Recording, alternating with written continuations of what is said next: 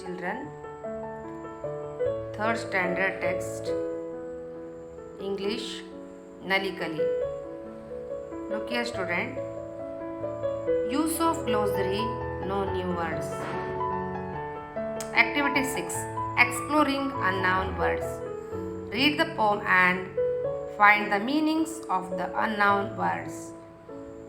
ಇಲ್ಲಿರುವಂತಹ ಈ ಪದ್ಯವನ್ನು ಓದಬೇಕು. ಯಾವುದು ಇಲ್ಲಿ ನಿಮಗೆ ಗೊತ್ತಿಲ್ಲ, ಅನ್ನೌನ್ ವರ್ಡ್ಸ್ ಅಂತಹ ಶಬ್ದಗಳನ್ನು ಇಲ್ಲಿ ಕೆಳಗೆ ಬರೆದು ಗ್ಲೋಸರಿಯಿಂದ ಅರ್ಥವನ್ನು ಹುಡುಕಿ ಬರೀಬೇಕು. Okay children, look here. C song.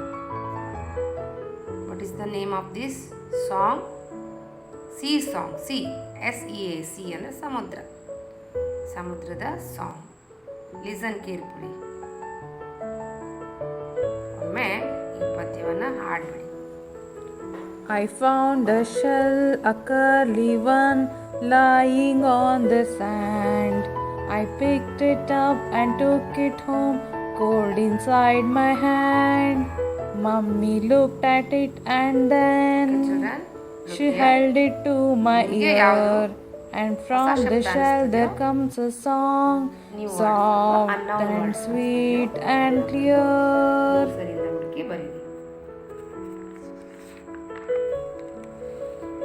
Look here. Next, use the glossary punctuation. ನೋಡಿ, ಈಗ ಲೇಖನ ಚಿಹ್ನೆ ಬಂತು 7ನೇ ಕಾರ್ಡ್. ಈಗಾಗಲೇ ನೀವು ಇದನ್ನ ಕಲ್ತಿದ್ರಿ ಕನ್ನಡದಲ್ಲಿ. Look here. Question mark, exclamation mark, comma and full stop, apostrophe. ಈ ರೀತಿಯಾಗಿ ನೋಡಿ ಹಾಕಿ ತೋರಿಸಿದ್ದಾರೆ ಯಾವ ರೀತಿ ಸೆಂಟೆನ್ಸಲ್ಲಿ ಪಂಕ್ಚುಯೇಷನ್ ಮಾರ್ಕನ್ನು ಉಪಯೋಗಿಸೋದು. Raju lives in Delhi, simple sentence ಇದು. ನಂತರ ಒಂದು ವಾಕ್ಯ ಮುಗಿದ ನಂತರ ಫುಲ್ ಸ್ಟಾಪನ್ನು ಹಾಕಬೇಕು. Raju has a cat, the name of the cat is Mimi. ನೋಡಿ ಇಲ್ಲಿ ಎರಡುಗಡೆ ಫುಲ್ ಸ್ಟಾಪ್ ಅಂತೆ. The cat is white, brown, black in colour. ನೋಡಿ ವೈಟ್, ಬ್ರೌನ್, ಹೀಗೆಲ್ಲ ಬೇರೆ ಬೇರೆ ಕಲರ್ಗಳು, ಹಣ್ಣುಗಳು ಬೇರೆ ಬೇರೆ ಏನು ಬರ್ತದೆ ಆವಾಗ ಕಾಮವನ್ನು ಹಾಕಬೇಕು. Do you like cats? ನೋಡಿ ಕ್ವಶನ್ ಮಾರ್ಕ್ ಇದು.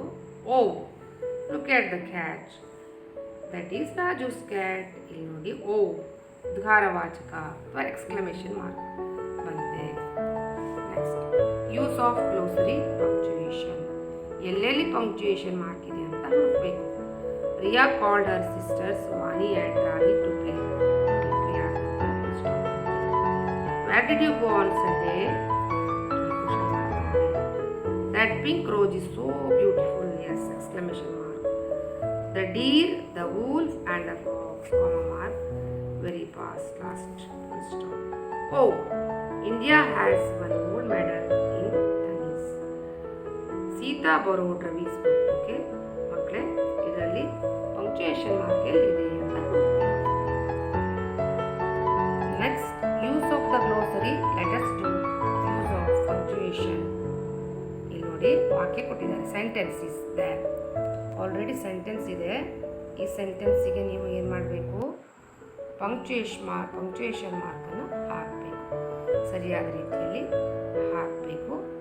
ಹಾಗೆ ವಾಕ್ಯವನ್ನು ಓದಿ ರೂಢಿ ಮಾಡಿಕೊಳ್ಬೇಕು. Neeta, Geeta and Reeta are in the same class. When did you come to school? Hooray! Tomorrow we will go to the zoo. Apples, oranges, grapes are all fruits. Alas, Toto did not get a new cap. Did you go to Bangalore?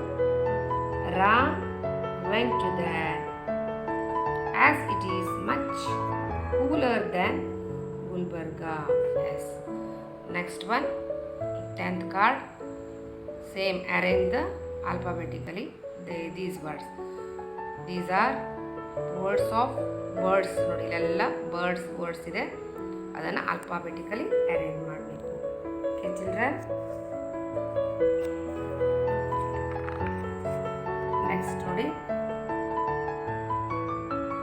10th card. ಇದು ಕೂಡ ಹಾಗೆ ಇಲ್ಲಿ ಈಗಾಗಲೇ glossary ಕೊಟ್ಟಿದ್ದಾರೆ.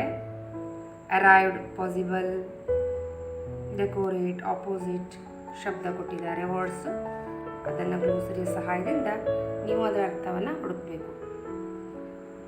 Use of glossary. I can do fun with punctuation. ನೋಡಿ, ಇಲ್ಲಿ ಒಂದು ಏನಿದೆ, ಸೆಂಟೆನ್ಸ್ ಇದೆ.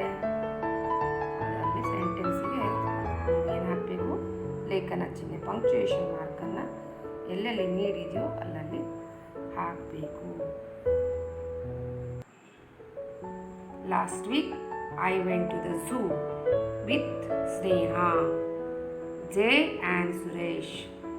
We saw many animals and birds. There were elephants, monkeys, giraffes, ostriches and peacocks. We saw a peacock dance. It was so beautiful. Would you like to go on a trip to the zoo? It is open every day from Tuesday to Sunday. Okay, children, let's do. Bye bye. Thank you.